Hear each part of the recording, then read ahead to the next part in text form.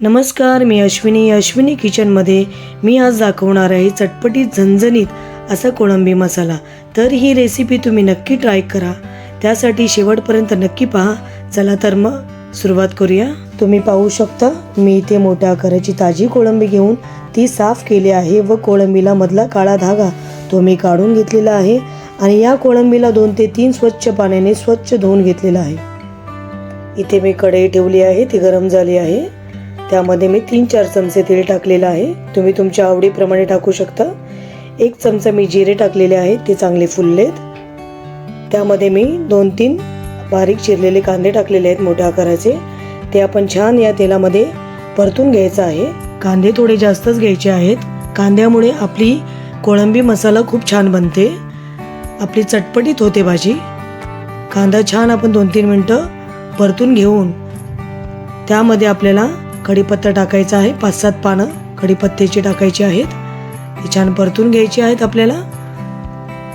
त्यानंतर आपण यामध्ये हिरवं वाटण टाकणार आहोत। त्यामध्ये कोथिंबीर आहे, 1 इंच आलं आहे, 10-12 पाकळ्या लसणाच्या टाकलेल्या आहेत। थोडं पाणी टाकून छान पेस्ट बनवली आहे आपण, हिरवं वाटण तयार केलेलं आहे, ते आपण यामध्ये 2-4 मिनिटं छान परतून घेणार आहोत। हिरवा वाटणे अजून आपली भाजी चमचमीत होणार आहे, चटपटीत होणार आहे। मसाल्याला तेल सुटलेलं आहे। आता यामध्ये आपण 2 टोमॅटो टाकलेले आहेत बारीक चिरलेले, तुम्ही याऐवजी टोमॅटोची प्युरी सुद्धा टाकू शकता। हे छान आपण या मसाल्यामध्ये परतून घ्यायचं आहे आणि टमाटे छान शिजवून घ्यायचे आहेत यामध्ये। यासाठी आपण 2-3 मिनिटं जरा झाकण लावून शिजवून घेऊया, झाकण काढूया। झाकण काढल्यानंतर बघा मसाला आपला किती छान शिजलेला आहे। छान आपला मसाला इथे तयार झालेला आहे, टोमॅटो पण छान त्याच्यामध्ये वितळलेला आहे। याच्यामध्ये मी अर्धा चमचा हळद टाकलेली आहे, 1 चमचा लाल तिखट टाकलेला आहे, 1 चमचा काळा मसाला टाकलेला आहे, 1.5 चमचा कांदा लसूण मसाला टाकलेला आहे। आपल्याला इतकेच मसाले यामध्ये टाकायचे आहेत आणि छान या मसाल्यामध्ये मस्त परतून घ्यायचं आहे, छान फ्राय करायचं आहे। बघू शकता आपला मसाला खूप छान दिसत आहे। याला 2-3 मिनिटं असं या कांद्यामध्ये छान मस्त शिजवून घेऊया, तेल सुटेपर्यंत।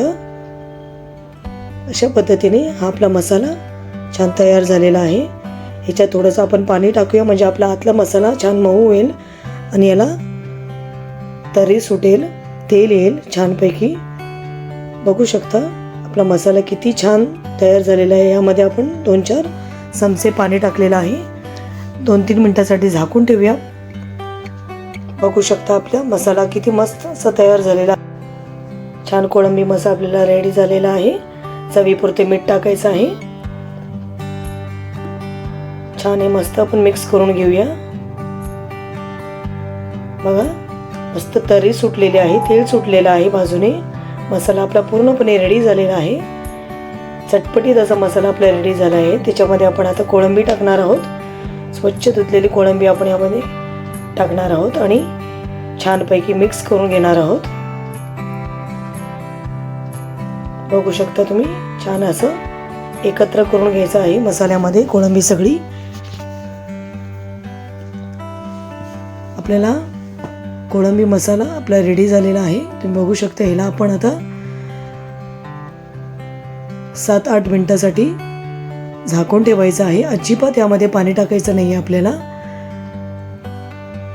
बघू शकता तुम्ही किती पाणी सुटलेलं आहे कोळंबी मसाल्याला। छान अशी चटपटीत झणझणीत आपली कोळंबी मसाला रेडी झालेली आहे, तुम्ही पाहू शकता। त्यामध्ये पाणी मी बिलकुलही टाकलेलं नाही आहे, त्याला अगदी भरपूर पाणी सुटलेलं आहे। कशी वाटली आपली ही झणझणीत कोळंबी मसाला तुम्हाला?